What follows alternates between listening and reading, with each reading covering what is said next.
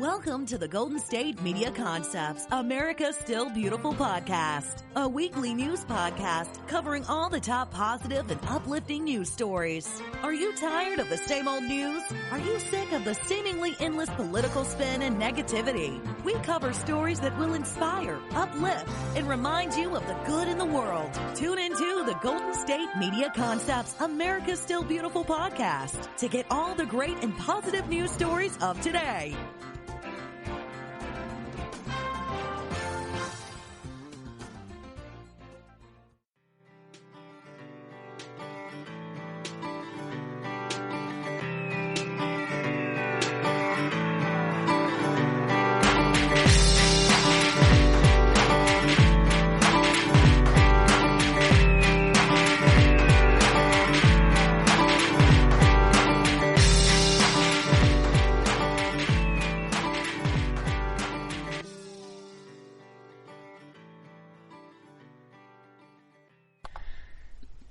Welcome to GSMC, America's Still Beautiful podcast, brought to you by the GSMC Podcast Network. I am your host, Alyssa Jo. Hello. How's it going today? Hope you're having a wonderful day. I am back with more upbeat, feel-good, positive stories to brighten up your day, give you a little boost of energy and positivity to however your day is going. Let's just jump right into it. So, many Americans, thousands of Americans that find themselves in a more stable financial position right now, are actually donating either part or all of their stimulus checks to organizations, people, just local causes that could use it more than they need it. So we know the U.S. government has been issuing stimulus checks to Americans this past week. And then now a group of volunteers from North Carolina have basically brought together a ton of people that find themselves in a more stable financial situation just to donate part of their checks to other people or associations, organizations that are affected by COVID-19 financially and could use that support. So it's a website called Pledge My Check. It was just launched at the beginning of the week, and right away, within the first week that it was launched, there was already over 18,000 pledges from 37 people across 11 states. But now that number has already grown up to 70,000 pledged from 129 people across 15 states. So it is growing pretty fast. They are saying that individuals are really encouraged to donate directly to the people, causes, or organizations that you're wanting to support. So Pledge My Check is actually not accepting donations directly. So this means that 100% of whatever you want to donate goes directly to the intended organization or person, company, whatever you want to donate to. So there has been some similar efforts that have launched, across the U.S. supporting a variety of different causes. But Pledge My Check says that the largest sum of their pledges has been directed to local causes, mostly kind of addressing food insecurity through Feeding America's network of food banks. And just like their affiliated food pantries across the country, a lot of people also are donating directly to like waiters, neighbors, community members, anyone in their life that they see could use that more money that's close to them. So it's completely free realm. You can donate basically to anything or anyone that you want, something that you're passionate about. There's one woman named Kirsten. She said that she donated $1,200. She says, "My husband and I decided to donate 50% of our total checks. We've made monthly gifts to several different organizations." So that's what they decided to do. But whoever you want to donate to, any kind of organization, some of the ones that she did was the Arts and Science Center of Southeast Arkansas, Doctors Without Borders, UNICEF. There's just a few to name off. But Jordan Bowman is the lead of the local nonprofit organization, and he says the idea is to encourage folks to pledge in a way that is life-giving to them and others. There is complete freedom in how people pledge, but we are encouraging them to consider local causes and to be creative in how they can use this money to support their neighbors, nonprofits, and small businesses. There's some other organizations that they wanted to kind of highlight was Meals on Wheels, DonorsChoose.org, Give Directly. So any organization can create their own custom pledge pages and then encourage volunteers and donors to pledge their stimulus checks to their organizations for free. So if you have a nonprofit organization or something that could use some help, definitely go check it out and see how you can do that so people can donate to your organization for free. So this kind of all came together from a group of volunteers that is just continuing to grow. It's in North Carolina, and they just basically brought together some people. The lead project designer is Bethany Faulkner, and she says, "I'm fortunate to be in a stable financial situation. I wanted to help, and the stimulus check is an opportunity to redirect that vital financial support to those who need it most in our community. We built this tool to enable that and make it a community effort, even as we're separated in our own homes." So there you have it. It's just people coming together to help one another in this crazy time that we are all dealing with. My next story is about a woman. Her name is Crystal William Hayes, and she has been sewing prom dresses for the Chicago high school students for the past 30 years. Unfortunately, of course, all of the graduating students this year do not get their graduation night due to COVID-19. But she says that this year should have been no different, and she had already met with 10 clients. She had picked out their fabrics. She began designing different outfits. But just the number of COVID-19 cases increased, and the school closed their doors like everybody else, and these students are not able to go to their prom. So she put a pause on sewing some of the prom dresses for right now, and she actually started to sew some protective face masks. She says, "I appreciate every essential worker. If there's anything I can do, even in a face mask, I will do my best to meet those needs and not at any cost." So she's been doing this since all of the outbreaks have gone on, and she said she just kept getting more and more requests. She is so busy. Now her daughter is helping her as well with making these hand-sewn masks for people. A lot of people have actually been trying to pay her for the masks, but she just appreciates to do what she can, and she says any money that she does receive is actually going to go to a scholarship fund for high school seniors. So this scholarship that she's going to be putting money towards, she says, means even more now because it's going to go to the seniors who are missing out on all those important celebration and activities. But she did say that although prom has been canceled for students across the city, she is going to complete all of her 10 projects with her clients.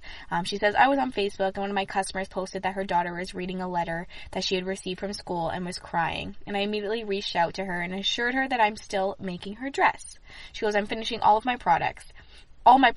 I don't care if they hang up in their closet or do whatever with them." It's cool to see all the different people and organizations that have been sewing masks just from their own homes or as a group, getting volunteers together to sew different types of masks, which kind of goes into my next story I want to share with you. It's about a scuba diving group, and they are basically just swamped and overwhelmed with all the orders because they have decided to make face masks made from recycled ocean plastic. Like I said, there's been such a high demand amongst all of the coronavirus outbreaks for masks and people needing that kind of help.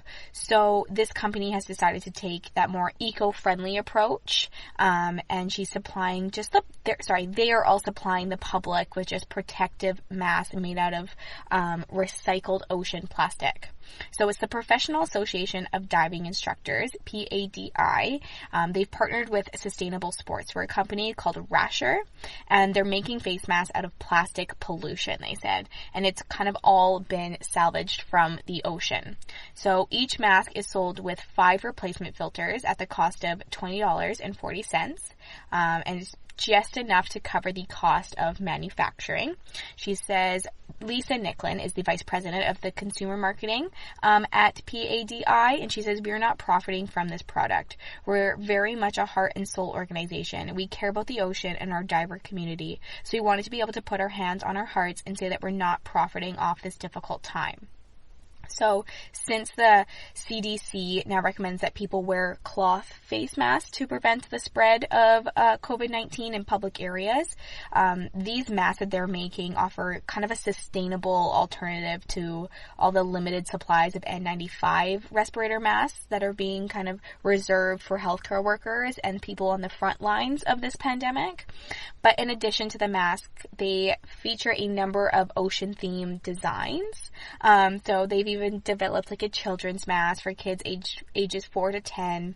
And all of the masks are machine washable, and they're produced with dual polyester layers to support the replaceable filters. So it's basically like an eco-friendly, sustainable face mask that you can get.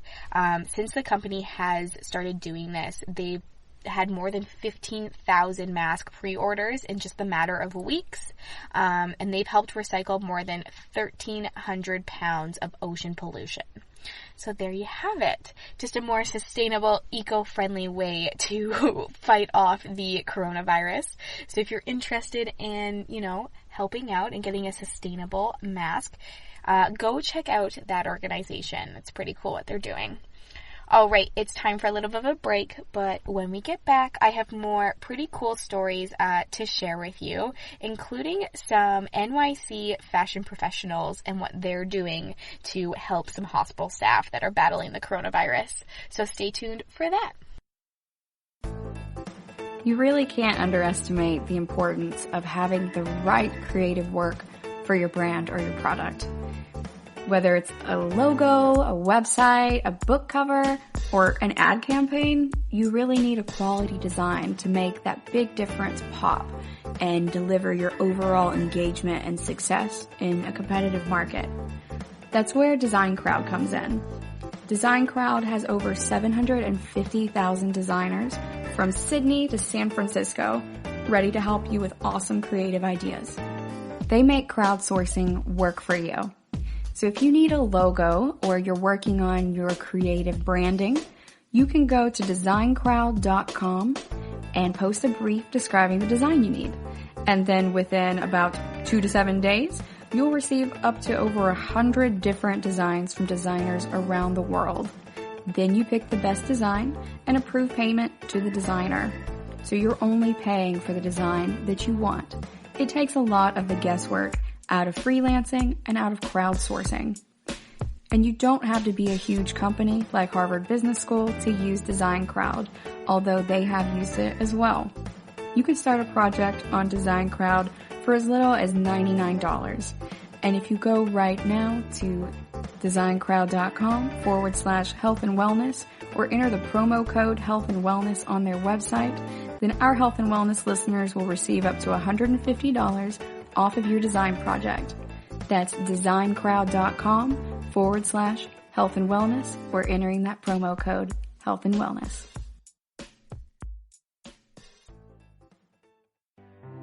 The GSMC Life and Happiness podcast takes you on a journey of exploration. We'll discuss tried and true methods alongside the latest trends of how to best live your life to its fullest and happiest. From psychology to meditation, science to self-help books, the GSMC Life and Happiness podcast will help you to discover what makes you happy and how you can live life being the best you possible. Download the GSMC Life and Happiness podcast on iTunes, Stitcher, SoundCloud, Google Play, or anywhere you find podcasts. Just type GSMC in the search bar.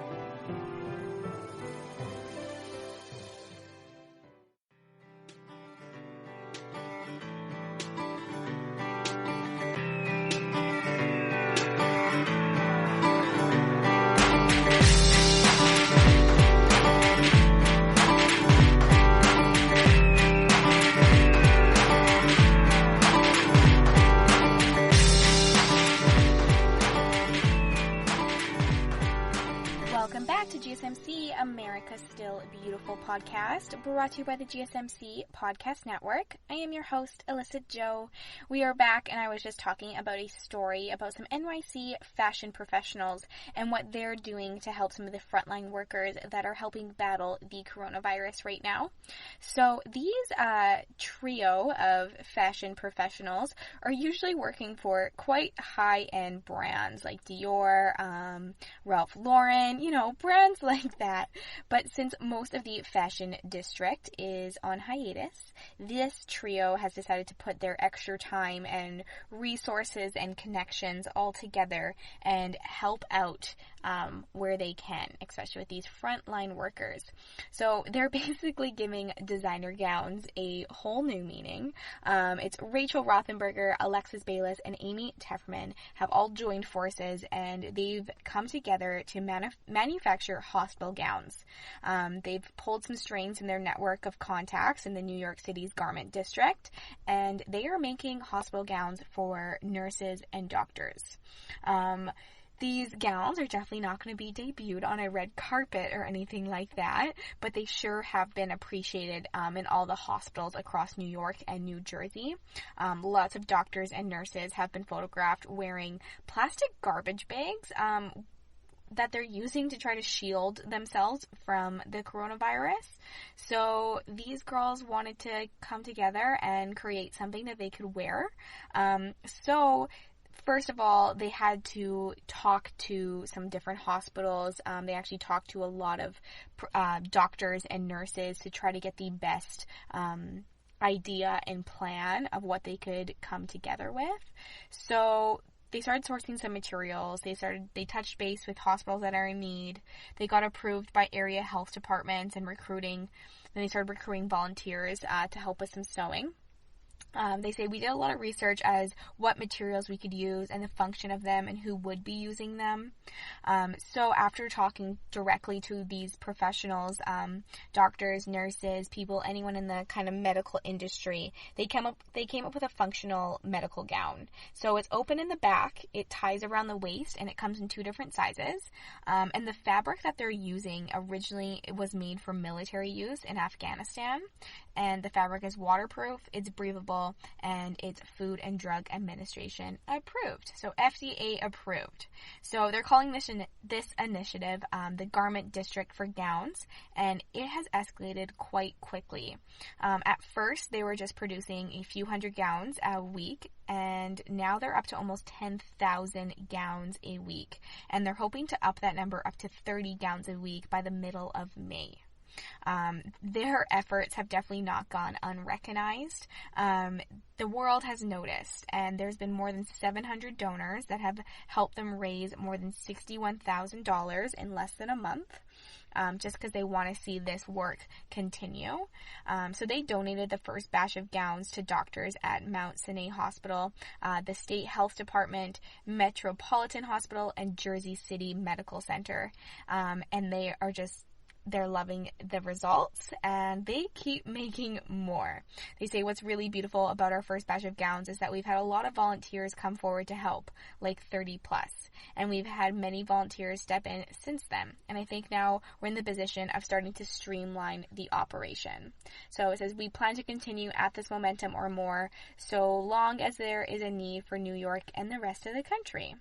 So they've kind of rallied together not only a team of volunteers, but also some pretty big companies that have kind of stepped up behind them to help them with this. So Johnson & Johnson donated 2,000 resealable bags to package the gowns in.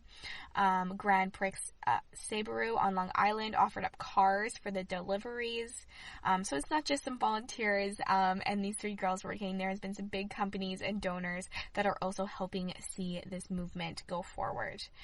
They say that they're gratefully accepting all the help that they can right now.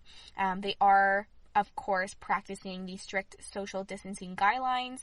They're in place to protect everyone that's involved. So like the sewers and fabric cutters, they work in teams of 2 and 6 feet apart. Of course, they're wearing face masks and gloves and plenty of hand sanitizer. But there you go. They are able to and they are doing a lot of communication with each other and everyone else over Zoom. So they're practicing all the guidelines, and they've come up with this pretty cool gown for the frontline workers. They say one of the greatest things about this experience is seeing so many people come together. No one is profiting. People are donating their time and materials at the lowest possible price. It's like an extended community, and it's been really heartwarming. There are people in New York, New Jersey, China, who are all sharing information, and that's been one of the most inspiring things. My next story is about a 6-year-old boy who really just wanted to spread some kindness during all of this chaos right now. His name is Callan McCollin, and he was really looking forward to starting his own lemonade stand once the weather was starting to warm up. But since the coronavirus outbreak, he was, stuck in quarantine, and he had to improvise. So, because he wanted to make sure he was practicing social distancing. So rather than spending his time indoors, he decided to spread some joy in his community, and he set up a drive-by joke stand, basically just so he can make his neighbors laugh, while of course just respecting those social distancing guidelines. His mother, Kelsey, says that he had been using one-liners from a kid's joke book that she bought him about 6 months ago. So since they've literally... since this all began, her and her husband have been privileged to hear all of these hilarious jokes, but she felt it was time that he shares his jokes with a different audience. So he sets up his little joke stand every single morning at the end of his driveway, and for at least 1 hour before taking a good lunch break, and then he returns back in the afternoon. He sits there and he will tell jokes to people that drive by, practicing social distancing and just spreading that laughter and joy. A lot of people will pass by. They love to see the humor and the smile and just a wave. It's just quite, it puts a smile on his face and puts a smile on everybody else's face. So he's pretty happy just to spread some joy during these times, he says. There's a lot of stress in the world, and I kind of want to get some smiles on people's faces. Speaking of putting smiles on people's faces, this next story is about a woman named Shannon Schultz, and she is doing exactly that. She has decided to do one random act of kindness every week for 45 weeks. So Shannon is a real estate agent. She's a mother of 3. She's a homeschooling parent, and she's a very active community member in her town of Cedarburg, Wisconsin. And she has also decided to do a random act of kindness for 45 weeks straight, rain or shine. She is finding the energy to perform some kind of act of kindness for strangers or her neighbors. Pretty cool. So just 5 years ago, she decided to take a step back and reflect on ways to really, really celebrate this birthday. It was her 40th birthday, and she says, I recalled a friend who counted down to her 40th with some bucket list items. While I appreciate the countdown aspect of it, I realized I prefer to turn the focus away from myself and use it to do some more good. So, in the 40 weeks that are leading up to her 40th, she's decided to mark each week with a unique act of selflessness. At first, she did her thing kind of, unnoticed, just under the radar. She didn't want to put anything on social media and all those things, but she has since decided to cut through some of the negative news that has been going on and put some positive news out there. So she decided to start her own kindness countdown. She created a blog and a Facebook page to document the entire experience and just inspire some others and spread some joy and positivity. So now fast forward 5 years, and she's doing it again. This time it's 45 acts of kindness over the 45 weeks leading up to her 45th birthday. And this is just, some good feels, just selfless things that she wanted to do amid the whole pandemic. So of course this would be quite difficult with all of these self-isolating and social distancing rules, but she has found ways around it to spread kindness despite all of that. She actually became some close friends with people who are ER doctors and nurses just from going to her local gym. She says, because of this, I was aware and focused on the impact this would have on them from an early time. I dropped us some Shamrock cookies to the hospital where they all work with a note that said, we're so lucky to have you caring for our community. Thank you. So now she's completed about 6 pandemic-related acts of generosity and gratitude, and so it's 1 per week since all of this quarantine began. She says, cookies for the ER staff, crafting and mailing bracelets to brighten the days of those young and old quarantined at home, assembling and distributing care kits for 100 of my neighbors, crafting a large thank you sign and sending dozens of packets of calming chamomile tea to the ER staff during the worst COVID-19 week in Wisconsin, making a paper chain for a medical care worker and her husband as they count down to a special reunion. So those are just a list of some of the things that she's done. But she really just wants to inspire others to continue to spread kindness during this crazy time. And she is documenting it all through her blog and on Facebook, just in hopes that other people will catch on and hopefully do the same. But it's 45 weeks of random acts of kindness, and she's definitely set herself up for a challenge with all these social distancing rules. But I thought that was pretty cool. She's taking her time to really spread kindness and think of it, strategically, how you can spread kindness while keeping all these isolating and distancing rules. It's definitely possible. All right, it's time for another break, but don't go anywhere. When we get back, I have more feel-good, happy stories to brighten up your day, so stay tuned. I want to talk to you guys about this amazing product I've been using lately called Hydrant. If you're like me and you want to kick the coffee habit, but you're worried about your energy levels depleting, to avoid the morning sluggishness and that midday slump, you need to make sure you're hydrated. It's super important. And that's where I've been using Hydrant. And for 25% off your first order, you can go to drinkhydrant.com and enter promo code GSMC at checkout. Hydrant is basically flavored electrolyte packets you mix directly into your water to make hydrating your body easy and delicious. And what I love about Hydrant, it's backed by research. The formula was developed by Oxford scientists to provide perfectly balanced, efficient hydration. Again, that's drinkhydrant.com and enter promo code GSMC for 25% off your first order. Another really cool thing about Hydrant, there's no synthetic colors or artificial sweeteners. The formula is vegan and you can choose between 3 different flavors or a variety pack. So for all my vegan friendly fellows out there, this one's for you. Again, this is drinkhydrant.com and enter promo code GSMC.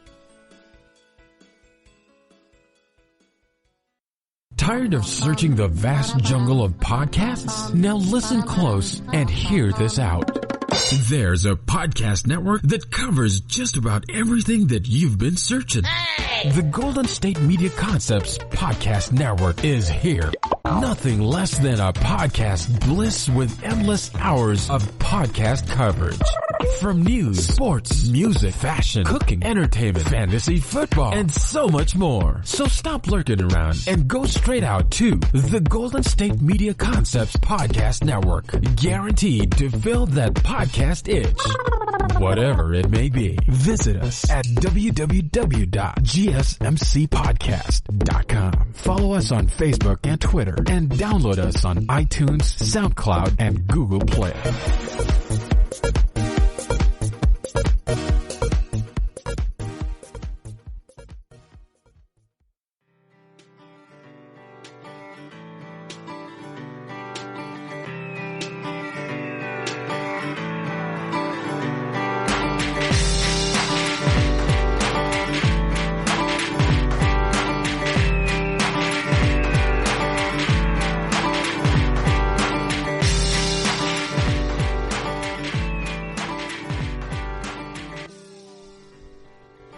Welcome back to GSMC, America's Still Beautiful podcast, brought to you by the GSMC Podcast Network.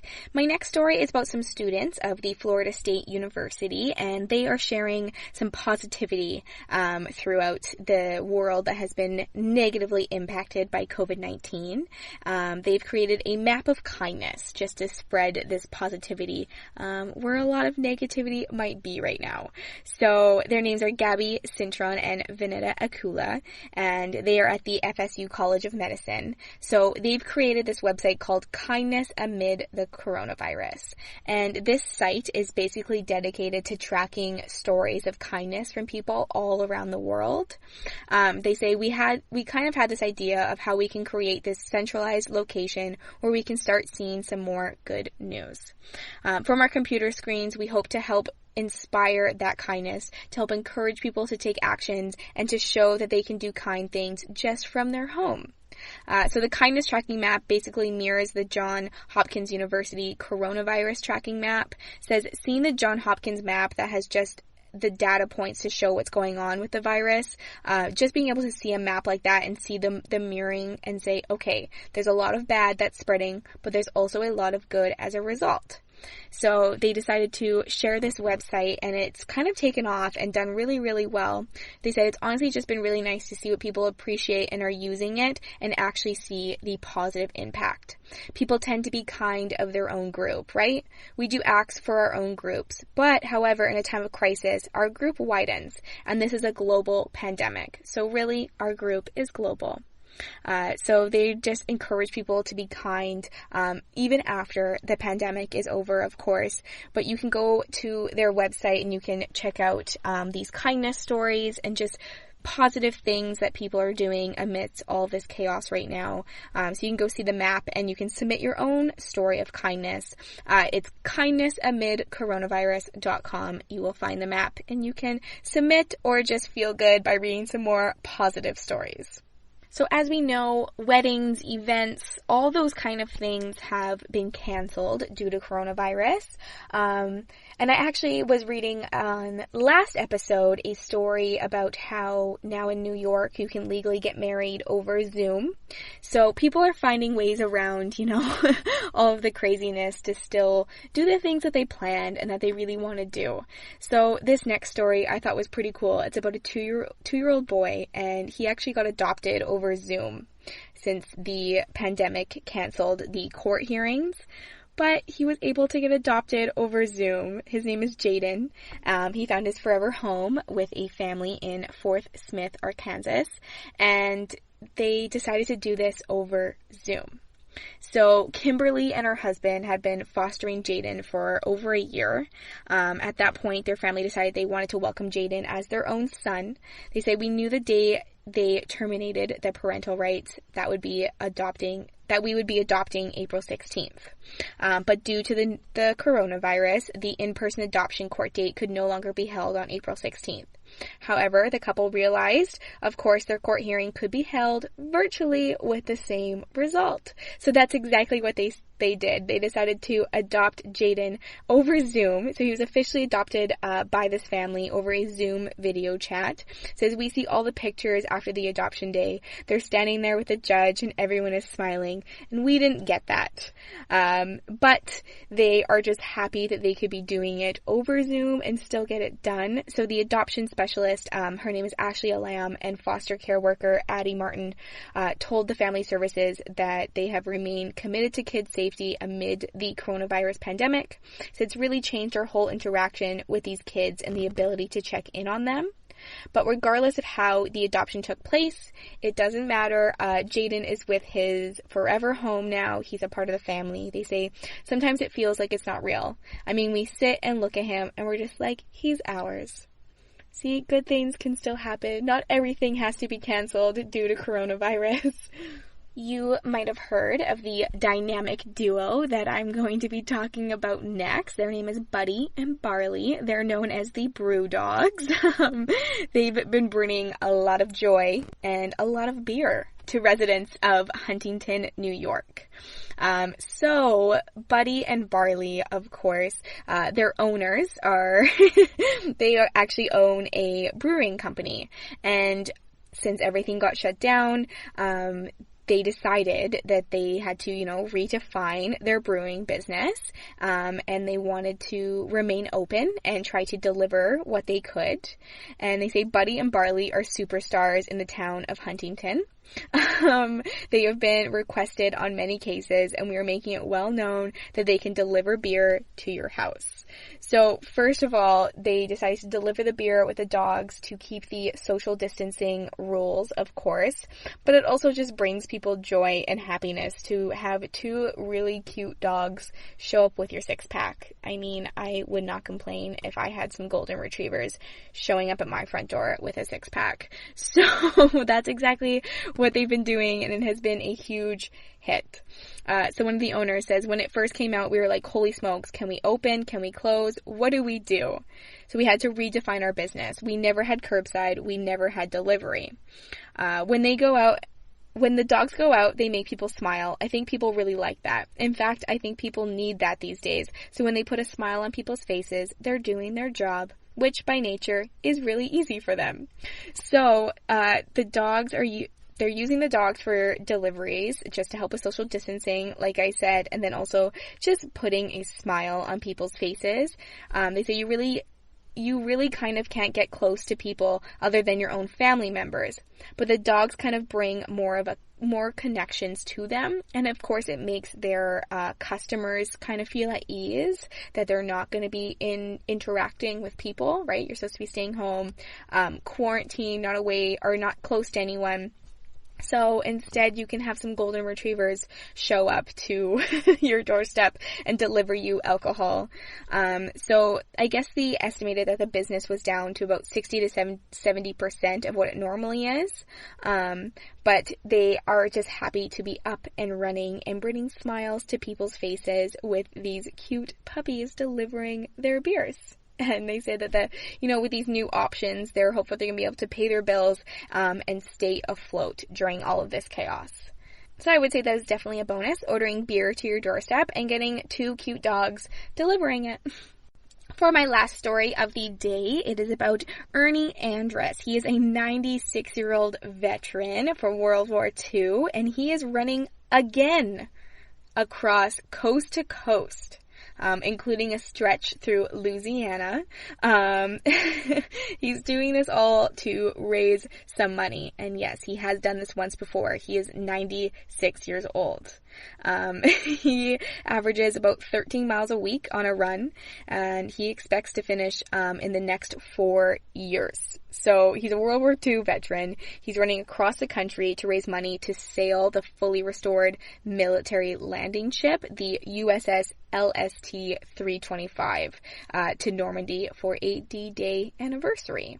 So the idea to run coast to coast started when he kind of heard about a man from Great Britain running across every country, and this just inspired him to plan to run across the U.S.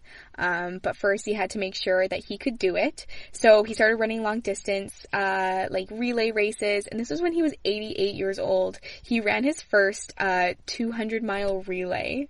And he even got featured in the Rag Mag magazine. He says, people are asking for my autograph and wanting pictures taken with me. I thought if an 88-year-old gets this much attention, how about a 90-year-old running across coast to coast? So that's exactly what he's doing. He says, this was a dream of a few of my shipmates and I, which we figured could never happen. So he is running across coast to coast across the U.S. to raise money so that he can do this. He says a group of us old salts flew to the Isle of Crete and spent 4 months restoring it. He's made history with his first cross-country run, becoming the oldest person to run that distance. He finished 1 day after his 93rd birthday, and since then he's just decided to do the run again.